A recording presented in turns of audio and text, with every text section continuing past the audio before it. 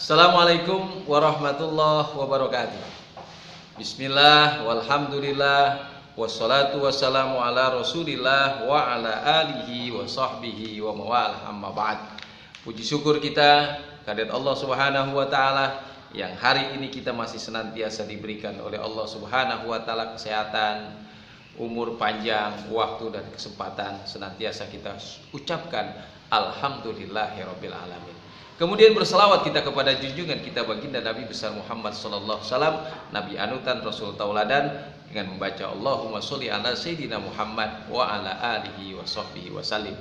Anak-anakku sekalian yang berbahagia di kelas 9 Madrasah Sanawiyah, apa kabar kalian? Mudah-mudahan kalian senantiasa masih dalam keadaan sehat walafiat, melihara imun kita, dan jangan lupa jaga juga iman kita.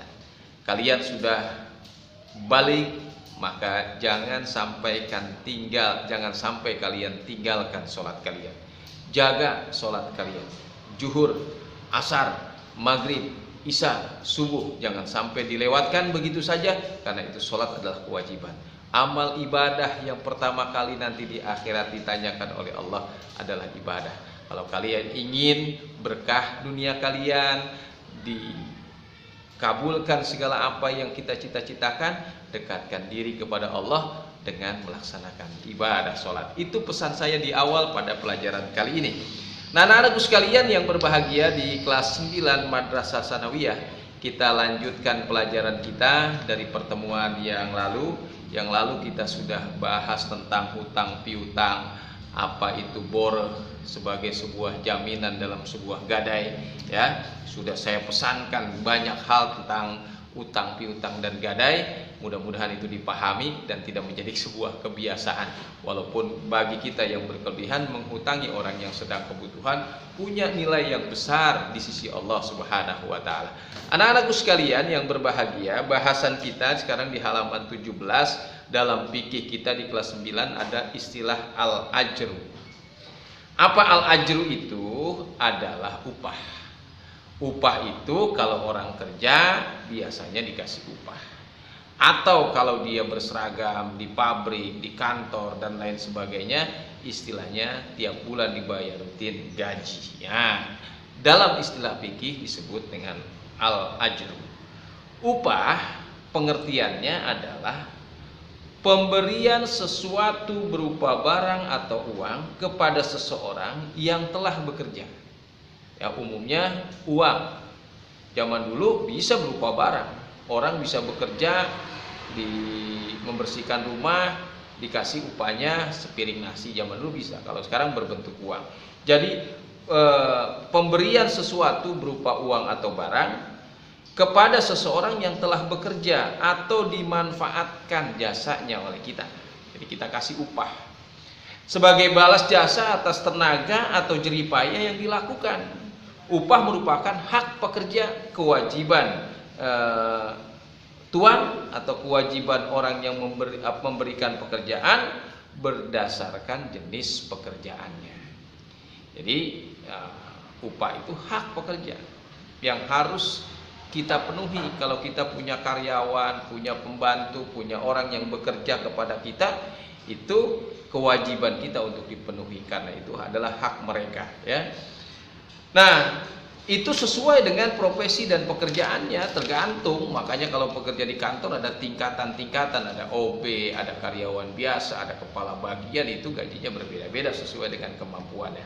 Nah, itu hebatnya ya dalam Islam.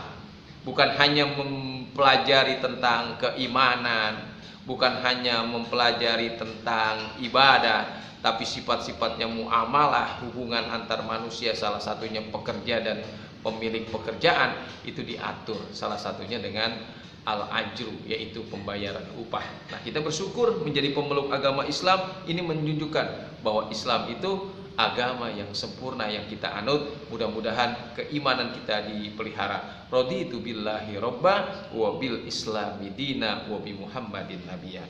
Nah, pembayaran upah ini dilarang dalam ajaran Islam dilakukan dengan perbuatan yang zalim. Jangan kita melakukan pembayaran upah melakukan dengan semena-mena, itu dilarang oleh Islam. Nah, Rasulullah Shallallahu Alaihi Wasallam mengenai pembayaran upah ini karena merupakan kewajiban kita yang memberikan pekerjaan yang sudah mendapatkan manfaat jasa pekerjaan menjadi hak pekerja. Rasulullah Shallallahu Alaihi Wasallam mengingatkan dalam hadisnya, dalam riwayat Ibnu Majah, apa kata Rasulullah? Uqtul ajiro. Ingat, uqtul ajiro qabla ayyajifa arquhu. Uqtul ajiro qabla ayyajifa arquhu. Apa artinya? Kata Rasulullah, bayarlah upah kepada pekerja sebelum kering keringatnya. Bayarlah upah kepada pekerja, kata Rasulullah, sebelum kering keringatnya. Artinya jangan ditunda-tunda, jangan dibesok-besokin, apalagi ditinggal hari kemudian tidak dibayar upahnya. Jolim, ya. Selesai pekerjaannya bayar.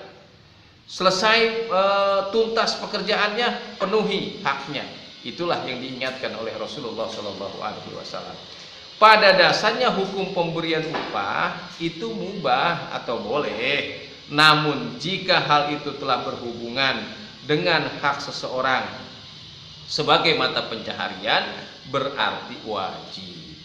Banyak kita menyaksikan situasi-situasi saat ini, ya, belakangan ini, apalagi di tengah Covid begini, banyak pekerja-pekerja kita, ya, mereka kemudian terkena PHK, ditinggal lari bosnya, tidak dipenuhi kewajibannya. Sebuah kezaliman yang punya nilai dosa yang besar di sisi Allah Subhanahu wa taala. Kalian siswa-siswiku kelas 9, suatu saat beberapa tahun ke depan kalian akan bekerja menjadi orang sukses, bahkan jadi kalian punya perusahaan, punya toko besar, punya karyawan. Jangan sampai telat membayar upah karyawan kalian, karena itu menjadi hak yang tidak boleh dizolimi oleh kita. Nah, upah mengajar Al-Quran bagaimana? Mengajar Quran nih, ya, guru memberikan jasa. Islam membenarkan pemberian upah guru atau tenaga kerja atas jasa yang sudah dilakukan. Namun untuk upah mengajar Al-Quran ini ada berbeda pendapat. Tapi yang paling umum, kalau orang sudah mengajar, maka sesungguhnya dia berhak juga mendapatkan upah dari ilmunya. Itu yang penting bagi kita untuk kita pahami bersama mengenai al-ajru atau upah itu, ya. Kemudian anak-anakku sekalian yang berbahagia, itulah tentang upah, ya. Kita hanya sebentar saja, tapi saya minta kepada kalian anak-anakku di kelas 9 Madrasah Sanawiyah, ya. Karena kalian di kelas terakhir, ini saya kasih tugas halaman 19. Ya, dikerjakan halaman 19, ada ulangan harian, ya. Bagian nomor 1 sampai dengan nomor 25 ditambah istilah, ya, 10 dikerjakan di kertas folio, ya, nanti dikirim ke sekolah, ya. Tidak di-share ke nomor handphone karena dikirim ke sekolah, ya. Bagaimana caranya? Kalian sudah dewasa nih, ya. Fotokopi saja, ya, fotokopi ini nomor halaman 19, kemudian halaman 20 dan halaman ini, ya. Kemudian bagian 3 lah sekalian, ya, dikerjakan. Sebanyak-banyak saya kasih tugas, bagian 1, bagian 2, bagian 3, fotokopi saja. Kemudian fotokopi yang sudah diisi oleh kalian di rumah dikirim ke sekolah, ya. Saya tunggu hasilnya. Jangan saya beberapa kali memberikan tugas, tapi sampai sekarang belum ada yang sampai ke saya, ya. Itu tugas kalian. Selamat mengerjakan dan tetap semangat memelihara kesehatan. Kemudian pelihara imun kita, jangan lupa iman kita jaga sebagaimana pesan saya tadi di awal, yaitu jangan sampai lupa mengerjakan sholat. Terima kasih. Assalamualaikum warahmatullahi wabarakatuh.